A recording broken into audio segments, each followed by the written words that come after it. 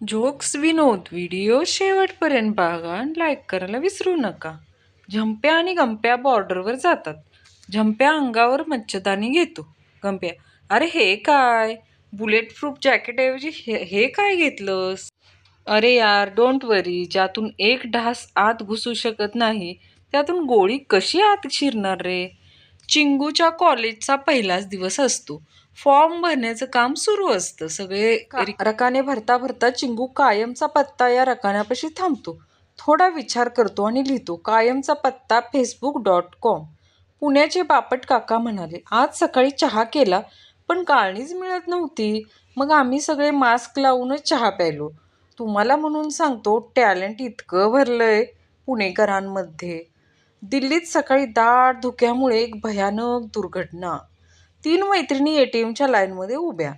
Number आल्यावर कळलं की ते देशी दारूचं दुकान आहे. आधुनिक संस्कार. वडील श्रीखंड घेऊन येतात. मुलगा लगेच हात न धुता डबा उघडायला जातो. इतक्यात आईचे लक्ष जाते. त्याला जोरात धपाटा मारते आणि म्हणते, किती वेळा सांगितलं, आधी फोटो काढून व्हॉट्सअपवर टाकायचा, नंतर खायचे. पती, तू मला दारू पिल्यावर काय बोलत नाही, सिगरेट पिल्यावर काही बोलत नाही, काय झालं? बायको, नाही काय, काल LIC वाला सगळे फायदे सांगून गेलाय मला. आयुष्यात एक गोष्ट कायम लक्षात ठेवा, जसे 100 लावल्यावर पोलीस येतात, तसे 100 दिल्यावर जातात पण. एक दिवशी बायकोचा राग आला म्हणून सासूला फोन केला. सासूबाई, तुमची पोरगी लई भंगार आहे बघा. सासूबाई, म्हणून तर भंगारवाल्याला दिली.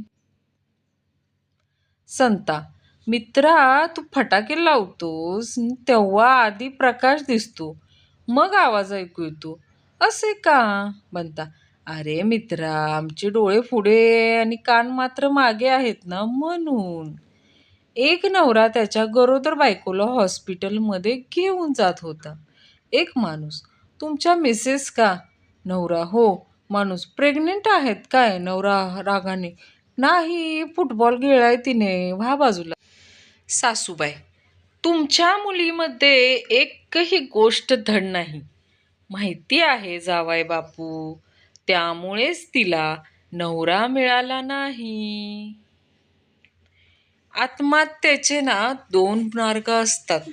झटपट आत्महत्या, एक मोठा दोर घ्या, गळ्यात अडकवा, छताला लटका. रमतगमत आत्महत्या, एक मंगळसूत्र घ्या, ते एका मुलीच्या गळ्यात अडकवा. एक कासव गोगलगाईला थप्पड मारून पळून जात. गोगलगाय पोलीस स्टेशनमध्ये जाते. पोलीस विचारतो, नेमकं काय झालं, सांगाल का? गोगलगाय, सगळी घटना एवढ्या वेगानं घडली की काही कळालंच नाही. मुलगा, आई, दिवाळीला मी या दुकानातून फटाक्या घेणार. आई, नालाय का, हे फटाक्याचं दुकान नाही, मुलीचं हॉस्टेल हाय. मुलगा, मग मला काय माहीत, पप्पा एकदा म्हणत होते इथे एकापेक्षा एक फटाकडे आहेत. आई, हो का? आता घरी गेल्यावर बघ कसं रॉकेट सारखं आकाशात उडतील. पावसाळ्यात बायकांनी झोपताना सर्व कापडे काढून झोपावेत. बाहेर दोरीवर राहिले तर भिजतील. तुमच्या सुंदर सुविचारांना माझा साष्टांग.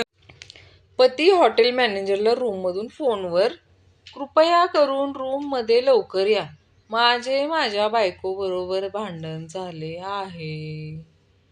मी आता म्हणते की ती रूमच्या खिडकीतून उडी मारेल. मॅनेजर, सर माफ करा, पण हा तुमचा खाजगी विषय आहे. पती, अबे साल्या, खिडकी उघडत नाही ना, हा ना तुमच्या हॉटेलचा विषय आहे, या लवकर इकडे. काही पुणेकर म्हणे, आज सकाळी राहिलेले तिळगुळ घेऊन दुकानात गेले आणि म्हणे, तिळगुळ घ्या आणि मुगडा द्या. एका माणसाची कजाग बायको वारली. त्यानंतर 2 दिवसांनी जोरदार वादळ झाले.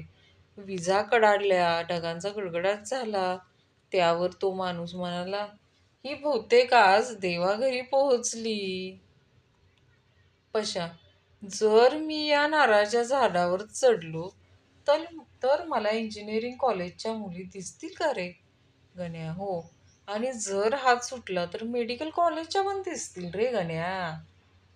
वडील फॅशन टी व्ही बघत असतात आणि अचानक त्याचा मुलगा येतो. वडील, गरीब मुली आहेत, त्यांच्याकडे कपडे कमी आहेत घालायला. मुलगा, यांच्यापेक्षा गरीब मुली आहेत, सीडी देऊ का बघायला? वडिलांनी लय धुतला बघा. पोराची आय, माझं पोरग सारखं आय आय करत असतं. मैत्रीण, ते कसं? पोराची आई रोज पॅड, आयपॉड, आयफोन असं काहीतरी बरत असतं. मुलगा, बाबा, आई आणि पत्नी यात काय फरक आहे? वडील, एकदम सोपं आहे. जिच्यामुळं आपण एवढ्या जगात रडत रडत येतो ती आई, आणि जी पुढे जीवनभर आपल्याला रडतच राहावे लागते याची व्यवस्था करते ती पत्नी. भाजीवाला खूप वेळचं भाज्यांवर पाणी शिंपडत असतो.